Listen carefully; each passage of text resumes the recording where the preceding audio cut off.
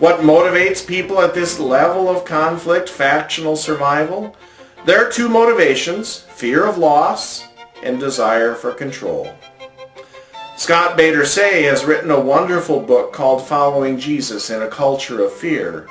In that book he says fear is a strong motivator, and so those who want and need to motivate others, politicians, advertisers, media executives, advocacy groups, even the church, turn to fear to bolster their message.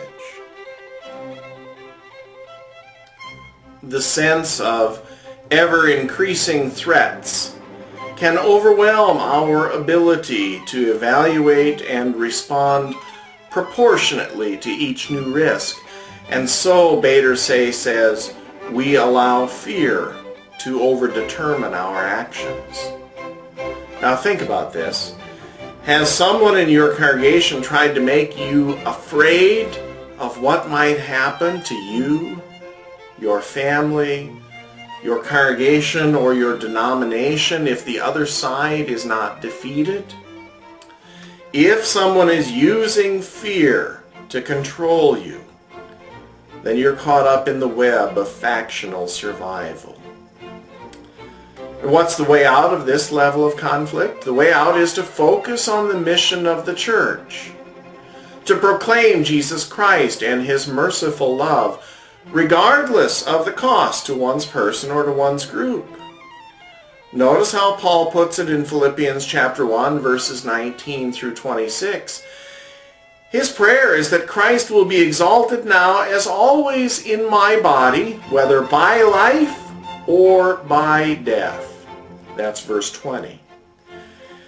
Paul doesn't worry about his own survival or safety because the gospel is more important and because his security is in Christ, not in himself. Scott Bader Say puts it this way: the path out of fear is not power, but trust, not strength, but vulnerability before God. Now, the middle level of the scale is that of organizational identity. If we seek only to maintain our organizational identity, then all that's left is win-lose kinds of dynamics. Now, the first positive level is spiritual tradition. But what if our future is one that we continue without change?